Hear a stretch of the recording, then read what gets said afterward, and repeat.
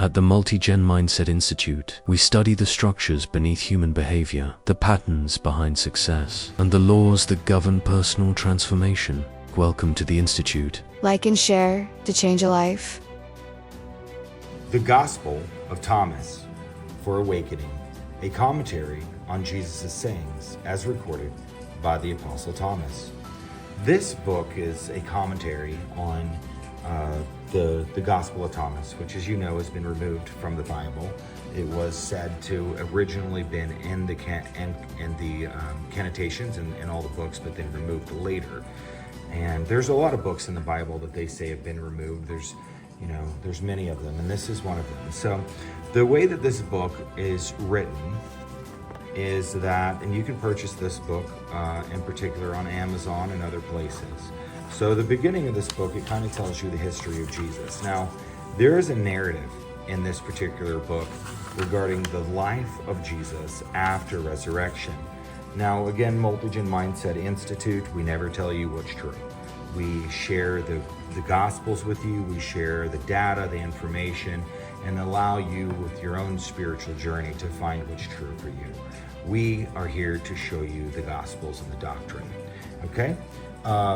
So, the very first thing that stands out in this particular chapter, we're actually doing this chapter, sorry.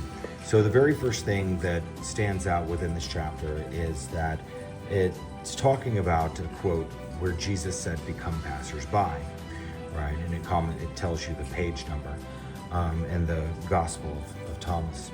And I've written some notes here for us. The first three notes is the world is a bridge. Pass over it, but build no houses on it. Everyone is moving towards the exit of life and becoming strangers and pilgrims. So this is what I took out of this chapter. It's a very short chapter, and we're just going to go over it here together. The great Mughal emperor, don't know if I said that right, Akbar, in 1601 AD, built a gate at the Fatehpur Sikir, I don't know if I'm saying that right, on which he had written in Persian. The quote that he wrote was, "Jesus, son of Mary, said," and here's the quote, "The world is a bridge, pass over it, but build no houses upon it." It's a simple wisdom, but not so easy to put into practice, even though from birth we are witnessing the temporary character of everything in this world, as well as the fact that everyone who comes into it through birth is inexorably moving towards the exit of death. We desperately hold on to things, situations, and people, trying to make the raging stream of change and decay all around stop for us, so we can feel safe and be without worry or fear.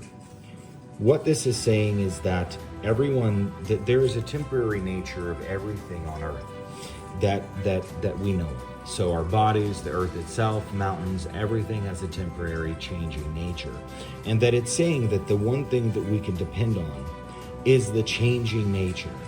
And at the same time, we're constantly in the effort to try to build security and to feel safe and not have worry or fear. And it's those attachments to fear and to worry that limit you. So the next paragraph, "The time has come when we heed and accept the assurance of the Bhagavad Gita. Death is certain for the born. Rebirth is certain for the dead. Before birth, beings are not manifest to our human senses. In the interim between birth and death, they are manifest. At death, they return to the unmanifest again." That's from the Bhagavad Gita 2:27-28. This is a Christian teaching too. And so now it's going into three teachings from three different books. You have the Gospel of Thomas, what Jesus said here. You have the Bhagavad Gita, and now you have a Christian teaching out of the Bible. So it says here, this is a Christian teaching too. For St. Paul tells us that the fashion or form of this world passeth away. And that's in 1 Corinthians 7:31. And St. John says the world passeth away. Everything is breaking apart at different rates of speed. Water evaporates quickly and mountains last for millions of years. But everything disappears eventually. So if we lived for thousands or millions of years, we would still be experiencing the perishable nature of all things. For the Gita also speaks of mighty world-destroying time, actually becoming strangers and pilgrims, as St. Paul and St. Peter advised us. Peter advised us, is not noble or wise. It is just plain good sense. For that is all we ever are in this world. We break down, we blow away, just like everything and everyone else. If we try to go against this current of dissolution, we'll be overwhelmed and drowned in the flood and the end of misery. If we acknowledge it and go along with it, learning the lesson it conveys, we have a chance of attaining peace. The way is simple, actually. Enter into and abide in the unchanging Spirit, which is the source of all worlds and the source of us as well. Dwell in the unmoving center of all things, God. This is immortality. Therefore, become a yogi. What this is teaching us is that we can find peace and comfort and safety in the ever-changing nature of things, knowing that the universe has a good plan for us, knowing that there's a purpose in all things, knowing and trusting in our journey, and trusting that God will perfect that which was started in us, and that we are on a journey, and there is meaning behind this life, and there is something that everything is going for, and there's nothing permanent. So as whether you're in a bad situation or a great situation, know that those things change. You know, my mother used to tell me that all things change. This won't last forever, right? When I was going through something or there was a hard time, my mother would always remind me, hey, things change. This won't last forever. And that's what this book is telling you.